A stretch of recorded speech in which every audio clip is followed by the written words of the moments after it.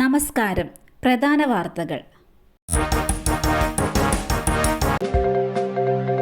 വയനാട്ടിൽ റോഡരികിൽ നിർത്തിയിട്ട കാറും ബൈക്കും കാട്ടാന തകർത്തു. വയനാട് നെയ്ക്കുപ്പ മുണ്ടക്കലിന് സമീപമിറങ്ങിയ കാട്ടാന റോഡരികിൽ നിർത്തിയിട്ട കാറും ബൈക്കും തകർത്തു. പോലീസ് ഉദ്യോഗസ്ഥനായ അജേഷിന്റെ വാഹനങ്ങളാണ് ഇന്നലെ രാത്രി കാട്ടാന തകർത്തത്. വീട്ടിലേക്ക് പോകുന്ന വഴിയിൽ നിർത്തിയിട്ട കാറിന്റെ മുൻഭാഗം പൂർണ്ണമായും ആന ചവിട്ടി തകർത്തു. കാറിന്റെ പിൻഭാഗത്ത് കൊമ്പുകൊണ്ട് കുത്തിയ പാടുകളുണ്ട്. വനം വകുപ്പ് അധികൃതർ സ്ഥലത്തെത്തി. സമീപ പ്രദേശങ്ങളിൽ സ്ഥിരമായി ആന ഇറങ്ങുന്നതായി നാട്ടുകാർ പറഞ്ഞു. കിടപ്പ് രോഗിയായ ഭാര്യയെ കഴുത്തറുത്തു കൊന്നു. ഭർത്താവ് അറസ്റ്റിൽ. ഇടുക്കി മൂവാറ്റുപുഴയിൽ കിടപ്പ് രോഗിയായ ഭാര്യയെ ഭർത്താവ് കഴുത്തറുത്തു കൊന്നു. നിരപ്പ് കുളങ്ങാട്ടുപാറ കത്രിക്കുട്ടിയാണ് മരിച്ചത്. സംഭവത്തിൽ ഭർത്താവ് ജോസഫിനെ പോലീസ് കസ്റ്റഡിയിലെടുത്തു. ജോസഫ് തന്നെയാണ് വിവരം പോലീസിനെ അറിയിച്ചത്. സംഭവ സ്ഥലത്തെത്തിയ പോലീസ് തുടർ നടപടികൾ സ്വീകരിച്ചു. ശോഭ സുരേന്ദ്രന്റെ പരാതിയിൽ ദല്ലാൽ TG നന്ദകുമാറിനെ പോലീസ് ചോദ്യം ചെയ്യും.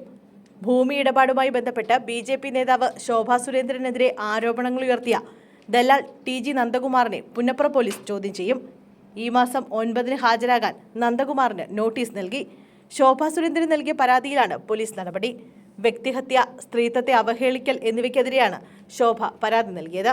കഴിഞ്ഞ ദിവസമാണ് BJP ആലപ്പുഴയിലെ സ്ഥാനാർത്ഥി ശോഭ സുരേന്ദ്രൻ തട്ടിപ്പുകാരിയാണെന്നും തനിക്ക് തിരികെ നൽകാനുള്ള 10 ലക്ഷം രൂപ ആവശ്യപ്പെട്ടിട്ടും തിരികെ നൽകുന്നില്ലെന്നാരോപിച്ച് TG നന്ദകുമാർ വാർത്താ സമ്മേളനം വിളിച്ചത്.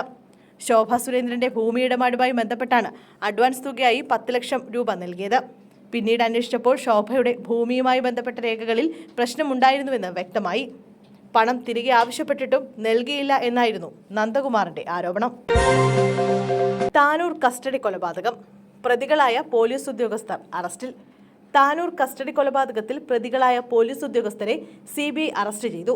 1-ാം പ്രതി സീനിയർ CPO ജിനേഷ്, 2-ാം പ്രതി CPO ആൽബിൻ അഗസ്റ്റിൻ, 3-ാം പ്രതി CPO അഭിമന്യു, 4-ാം പ്രതി CPO വിപിൻ എന്നിവരാണ് അറസ്റ്റിലായത്. ഇന്ന് പുലർച്ചെയാണ് പ്രതികളെ CBI സംഘം വീട്ടിലെത്തി അറസ്റ്റ് ചെയ്തത്. 2023 ഓഗസ്റ്റ് 1-നാണ് പോലീസ് കസ്റ്റഡിയിലിരിക്കെ താമിർ ജിഫ്രി കൊല്ലപ്പെട്ടത്.